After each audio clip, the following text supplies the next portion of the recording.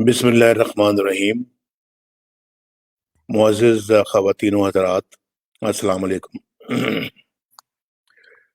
19 فروری کو ڈسکا میں الیکشن چوری ہی نہیں ہوا، بلکہ پوری قوم نے اسے چوری ہوتے ہوئے کھلی آنکھوں سے دیکھ بھی لیا اور پکڑ بھی لیا۔ کس طرح آئین، قانون اور شفافیت کا جنازہ نکالا گیا،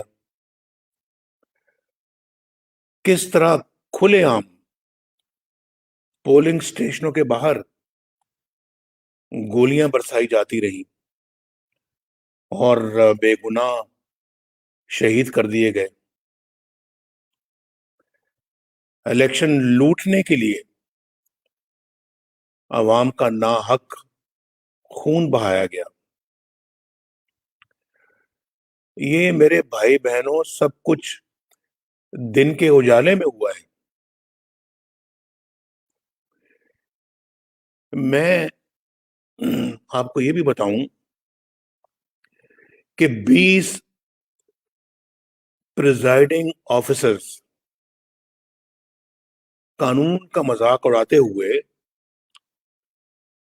ووٹ کے ڈبوں سمیت غائب ہو گئے، یا وہ غائب کر دیے گئے یا وہ خود سے غائب ہو گئے اپنی رضامندی کے ساتھ، یعنی ملی بھگت کے ساتھ۔ پھر 13-14 گھنٹے غائب رہنے کے بعد جب وہ دھند سے نمودار ہوئے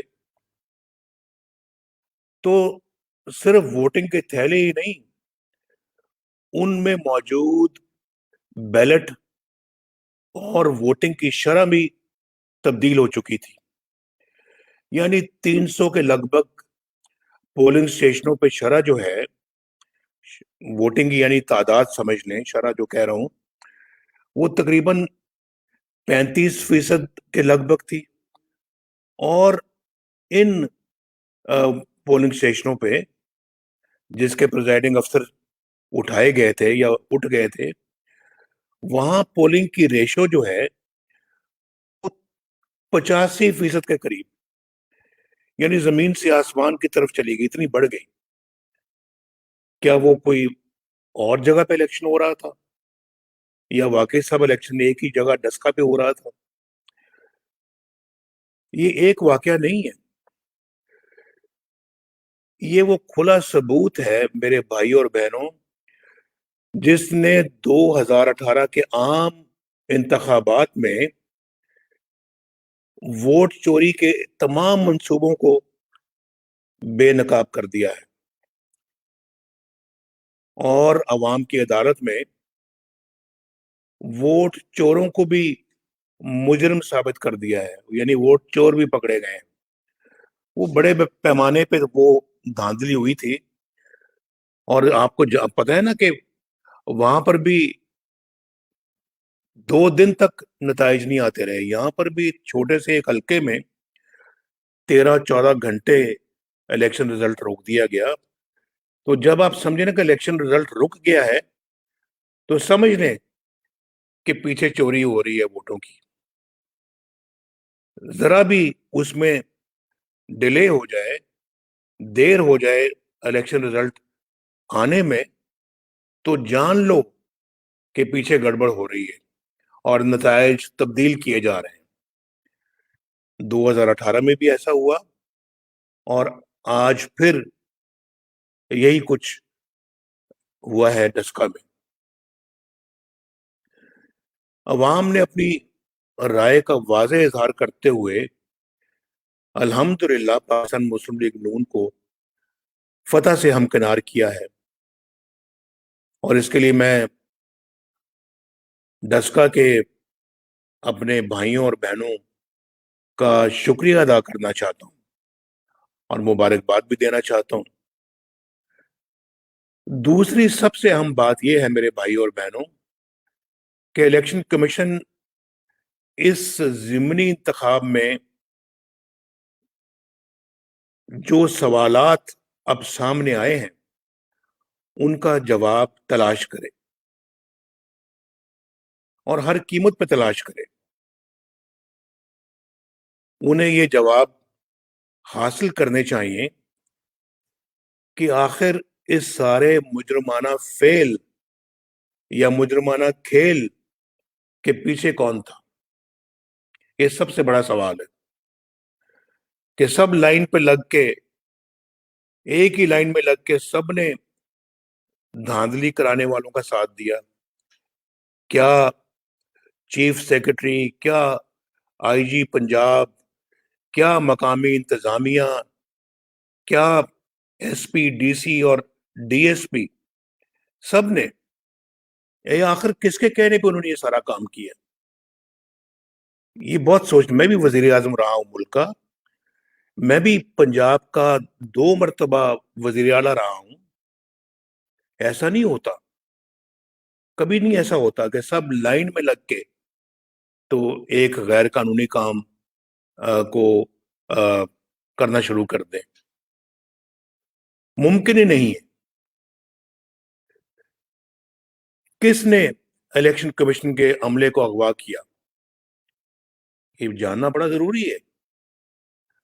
یا اگر وہ اغوا ہوئے تو وہ کس انڈرسٹینڈنگ پہ، اور یہ انڈرسٹینڈنگ کس نے کرائی،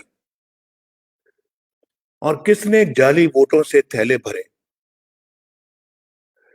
کس نے ووٹنگ کی شرح کو بے حساب بڑھا دیا، 35 سے 85% کر دیا.